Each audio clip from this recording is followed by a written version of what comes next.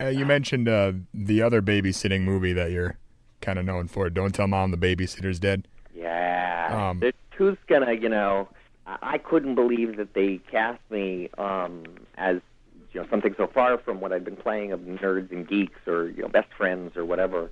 The guy with the crush. Okay, so this was so far to play the stoner, heavy metal, Guns N' Roses, guy that turns into a gourmet chef. I loved it. I got in the script and it was going to be up for the Josh Charles role, the clown dog boy. And I felt it was too similar to do the clown dog boy who likes the babysitter. I was like, that's not, dude, Brad liked the babysitter. I'm like, what's this part with the brother? The agent said, no, he's too young. You're, I think I was 18, or 19 maybe. And he goes, it's 15, you can't, no, it's too young. Well, I just didn't believe him, so I got together the wig and torn jeans and, like a skull vest and the whole outfit with support from a friend, and did the audition that I was supposed to do for the Josh Charles role, and then said, can I come back and show you guys something really quick? There's like tricky, that's, whatever.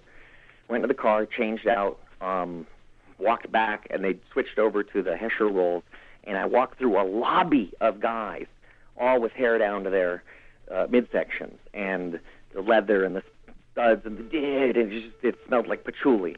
So they're like, Keith, sure, you can come right in. She knew what was up. Like, I kind of kicked the door open and just, who's in charge? Let's do this. And had so much fun, and it worked. I don't know how. She's like, okay, Keith, take off the wig, and I did. And the producers were like, oh, interesting. And they, instead of casting this, these guys, there was half a dozen of them out in the lobby who wound up becoming my best friends, really, in the movie. They cast, those guys were Hellhound and Lizard and so forth. Okay. And they went and they busted down for a wig maker, a classic Hollywood wig maker, Ziggy, Wigs by Ziggy in Burbank. And he made 2 hand-laced wigs for Kenny, for Don't Tell Mom, to help me play this character. Wow. Because the $15 temp wig I bought at, like, Hair and Makeup in Burbank was... wouldn't hold up on film. And I think the wig holds up great. Even in close-ups, you can't really tell it's a wig. Yeah, I couldn't tell. No way. Cool. And then while I'm getting my wig done, my head molded for it, I see a picture of my grandfather in his studio. And he goes, oh, yeah, I used to make toupees for your grandfather. Oh, wow. That's interesting. I hope Ricky Schroeder didn't put mustard in your hair. Not allowed anywhere near that. So is there any pros or cons of being recognized kind of for the cult films mostly, or?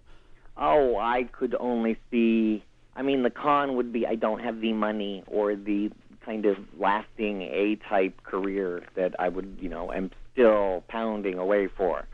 No, I'm cool. I'm laid back. Whatever, the studios will come to me. That's right. Dude, it's very... to make a career out of it and to keep working, it just takes a lot of work. The pros are I love movies and I love cult movies, and I cannot believe anyone would bestow that to something I'd been in. What is the Woody Allen quote? I wouldn't want to be a part of a club that anyone that would let me a member in. That's really cool. I love that people consider maybe Don't Tell Mom to be a cult thing. And then the strange thing to be in 2 babysitter movies is odd, and I have to think, were they aware? Did they know? This is up to Don't Tell Mom. They have a choice. They're like, all right, we can go with this Hesher guy that'll cost us scale, and boom, we're in and out. Or let's get Keith, who's done another babysitting picture, get him a wig, and let him play 5 years younger than he is. Okay. Maybe a little blend. And I don't know if they thought of it, but they didn't even run too much of it in the press. But of course, people picked it up. They're like, he was just in. How many babysitting movies are made? 5. He's in 2 of them. So if what's left of my career is to find out how to get made another babysitter movie that I can be in, then fine. That's what I'll put my energies into. I've read that there's supposedly rumors that there might be sequels to both of those in 3D. In 3D. Will you be showing up in those, you think? Or? Dude, I'll be shooting dishes in 3D. I would, of course, welcome any chance to put a toe into any of these. Walking by and babysitting as a group of people that ignore these lost kids and we won't help them or something. Or maybe playing, I would love the Joe Gipp car thief role, or something tiny like the hot dog vendor. You don't have any cash? Then I don't have a wiener. That would be a great part for me. Little half a day's work. Thank you. Yeah. In Don't Tell Mom, I couldn't imagine. I hadn't even thought, but you're right. They did say that they may remake Don't Tell Mom, the Babysitter's Dead. So I don't know who to play. Maybe the clown dog guy would be pretty, Mr. Egg. He's pretty cracked. So I'd like to. You're almost doing that right. You forgot to put on a really fun smile.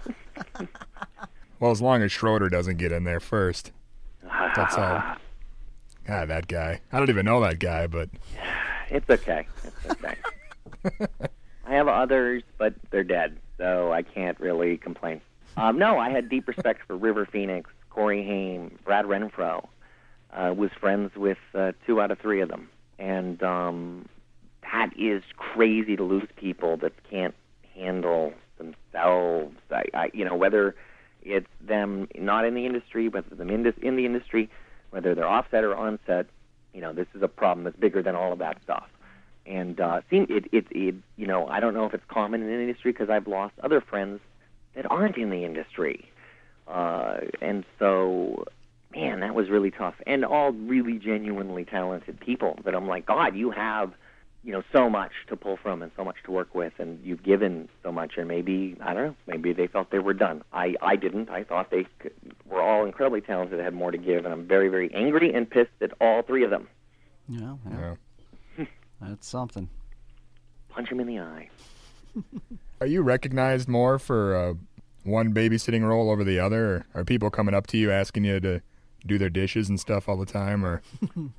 Yeah, it's a mix. I get, okay, so people usually, they come up and they say, were you in that movie? So I get to go, be an ass, which is okay to say on radio. Look, it's in Shakespeare, like a donkey. So I get to be an ass, and I get to say, which movie?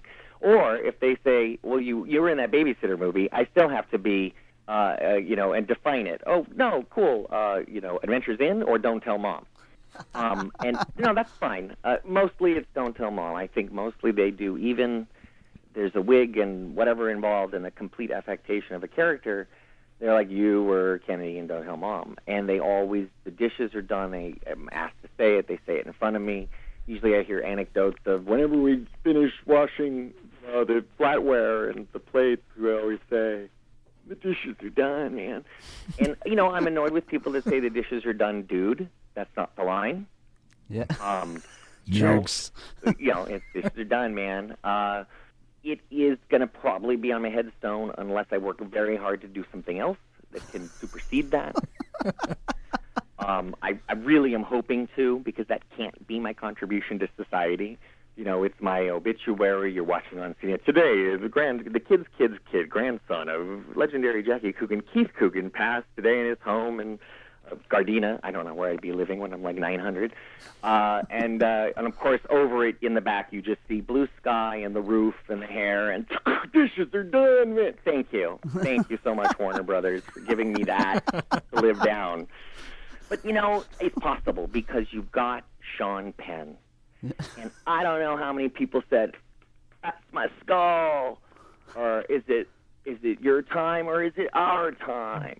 Spicoli is something, and that was I could only try to do something as deep as Spicoli. I think Kenny was definitely like a caricature.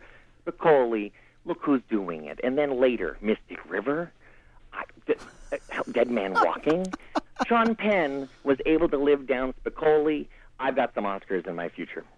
That's the spirit. Yeah. That's the spirit. Thank you.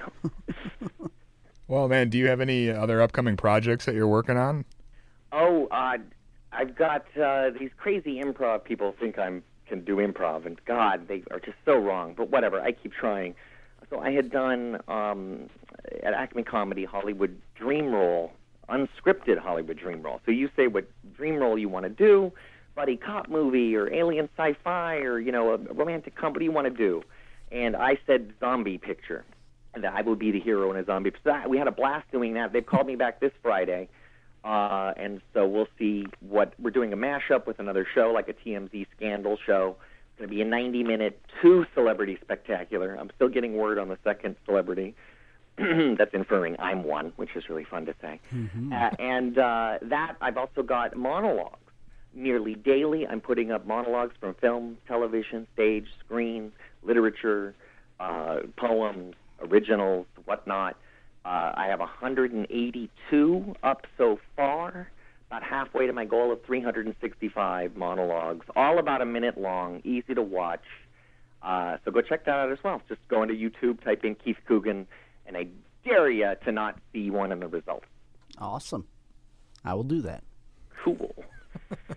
And it's pilot season, so that's just, that's awesome. That's cool. So you never know what you might end up in. You never know. I mean, I remember auditioning and seeing my some old friends at this one audition in Burbank, building 140. As everybody knows, it's a casting building in Warner Brothers. And I'm seeing my friend Matthew Perry, who I haven't seen in a while, but he's, awesome, and I always respect his work, and he's worked with friends of friends, and so I knew him, and we're just chatting and everything like that.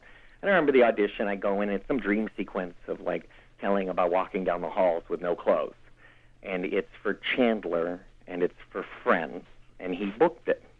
And it's just those moments happen, and you never know when you're the one that's going to book it. So that's always fun. Cool, man. Well, we'll be looking out for you and check out the monologues, and maybe we'll see you in those upcoming Babysitter maybe there'll be prequels. I don't know. Yeah. I thank you so much for having me on, guys. You guys are awesome, and thanks for the laugh. All right, cool. Thanks a lot. Good talking to you. Yeah, man. Thanks for having me, guys. Take care, and peace out. All right. Have See a you good later. one. All right, goodbye.